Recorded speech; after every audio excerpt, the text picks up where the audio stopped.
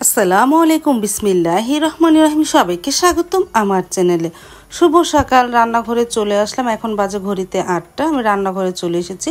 ডিম পোস্ট করে নিতেছি আর রুটি ভেজে নিতেছি, রেডিমেড রুটি। আর ডালের বড়া ভাজবো, ডিম ভাজবো।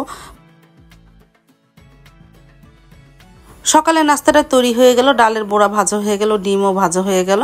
মাকে ডিম পোস্ট আর রুটি দিয়েছি। আর আমরা পান্তা ভাত খাবো ডালের বড়া আর ডিম ভাজা দিয়ে। জান্নাত বুড়িও চলে এসেছে, বড়া খাবে, ওকে বড়া দিলাম একটা।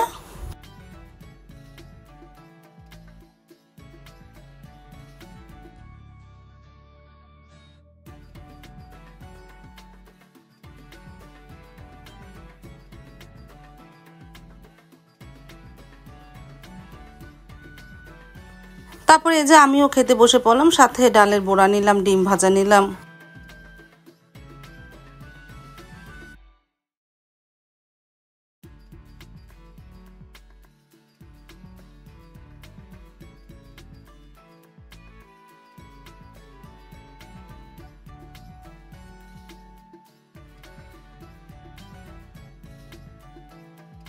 তারপর তো ঘরগুলো গোছালাম।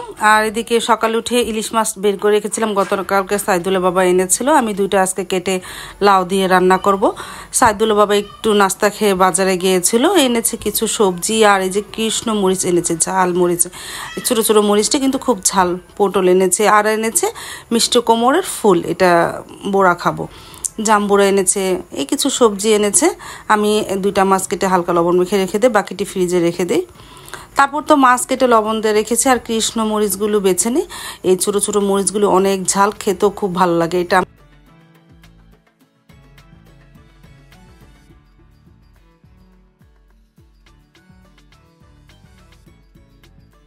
তারপরে ঢেঁড়স ধুয়ে নিলাম, ঢেঁড়স ভাজি করব। আস্তে আস্তে সব কেটে রেডি করি, তারপরে রান্নাটা শুরু করে দিবনে। এই যে মরিচটা বটু বাছার পর বক্সে ভরে রাখলাম, যখন খাবো তখন বের করে নিবনে। আর এদিকে নদীর পাড়ে দাদি 2 পদের শাক দিয়ে গেলো, কলমি শাক আর পাঁচমিশালি শাক। মা এখন এগুলো একটু বেছে দিবে।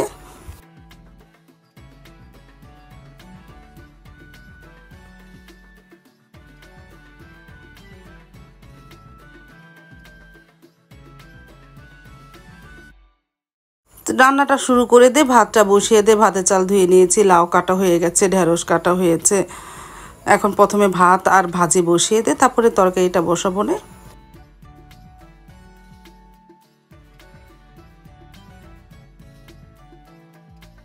কড়াইতে তেল দিয়ে তারপর শুকনা মরিচ দিয়ে দিয়েছিলাম। এখন ঢেঁড়স ভাজি দিয়ে দিলাম, সাথে একটু লবণ দেবো, পেঁয়াজ কাঁচামরিচ দেওয়া আছে। লবণ দেওয়ার পর ভালোভাবে নাড়াচাড়া করে নিব। আর জালটা হাই হিটে রাখবো, কারণ নিবু আঁচে রাখলে ঢেঁড়স থেকে একটা বিজলা বের হয়, এতে ঢেঁড়স অনেক নরম হয়ে যায়। আর হাই হিটে আস্তে আস্তে ভাজি করলে ভাজিটা ঝরঝরা হবে।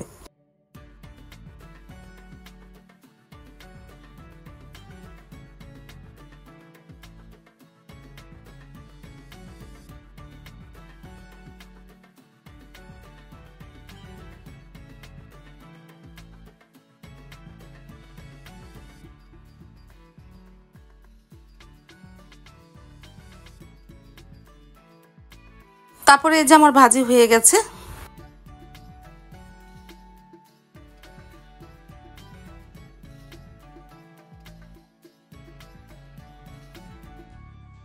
ভাতটা ঠিকা দিয়ে পেঁয়াজটাও ভেজে নিলাম। ইলিশ মাছ রান্না করবো, একটু হলুদ গুঁড়া, মরিচ গুঁড়া, ধনিয়া গুঁড়া দিয়ে মশলাটাকে একটু কষিয়ে নিই। লাউ দিয়ে ইলিশ মাছ রান্না করব, যেহেতু মশলা পরিমাণ একটু কমই দিব, অল্প অল্প করেই দিব।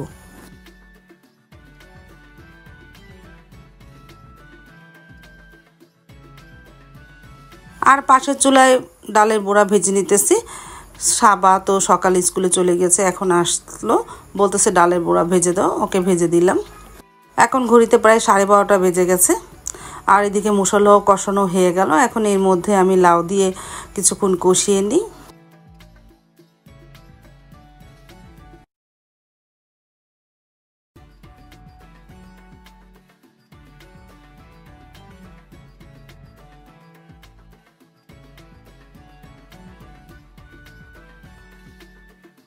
আমি তো আর পানি দেনে অনেকটাই পানি উঠেছে, এখন সামান্য পরিমাণে একটু পানি দিয়ে তারপরে মাছগুলো ছেড়ে দিব না। আর লাউটা তো অনেক নরম হয়ে গেছে।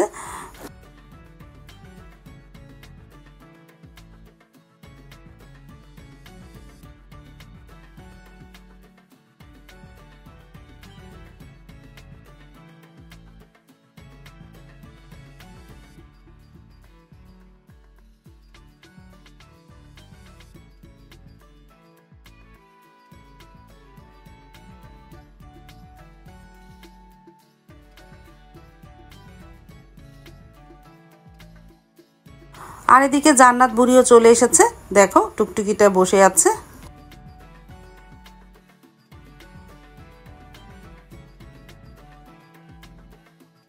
তারপরে মা জাম্বুরা খাচ্ছে, জাম্বুরা এনেছিল, জাম্বুরাগুলো অনেক মিষ্টি ছিল, জান্নাত বুড়িও একটু খেলো।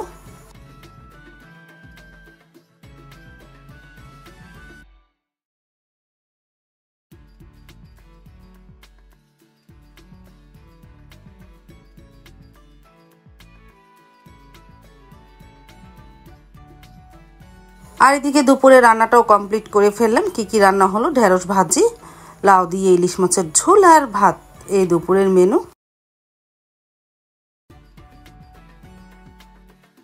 তারপর তো সারামণি স্কুল থেকে চলে আসলো, আসার পরে মা সারামণি সাইদুল্লাহ বাবা খেতেও বসে পড়লো।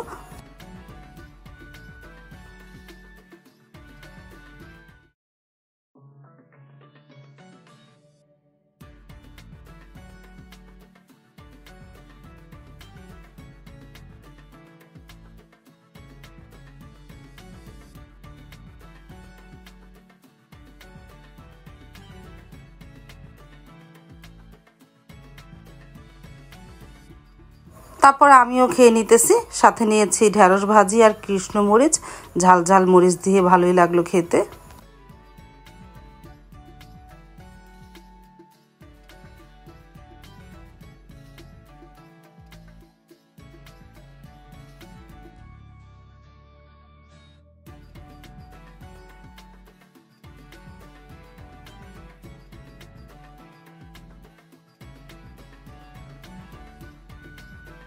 তারপরে নিলাম লাউ ইলিশ, আলহামদুলিল্লাহ তরকারিটা ভালোই হয়েছিল।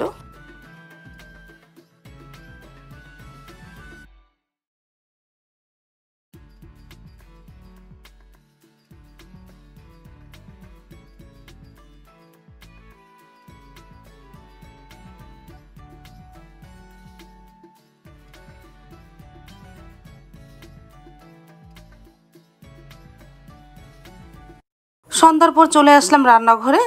আজকে ওই যে সকালে দেখেছো না মিষ্টি কুমড়োর ফুল এনেছে, তা বড়া ভাজবো। আমি চালের গুঁড়ি নিয়েছি, তারপরে তার সাথে হলুদের গুঁড়া, মরিচ গুঁড়া, ধন্যার গুঁড়া আর দিয়েছি একটা ডিম আর লবণ। আর এখন ভালোভাবে মিশিয়ে নিব পানি দিয়ে আস্তে আস্তে। এই যে চালের গুঁড়াটা ব্লেন্ডারে ব্লেন্ড করে নিয়েছিলাম।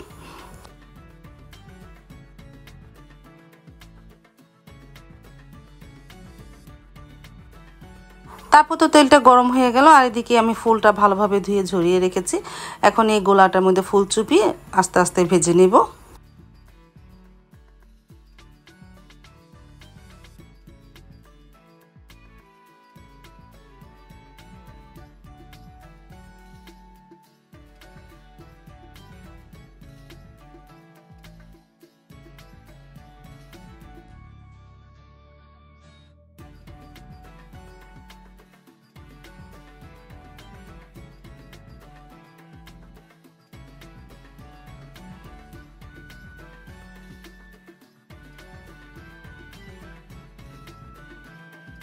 হয়ে গেল ভাজা, আমি আর সাবা বসে খেলাম, মাকে ডাক দিলাম, মা আসতেছে।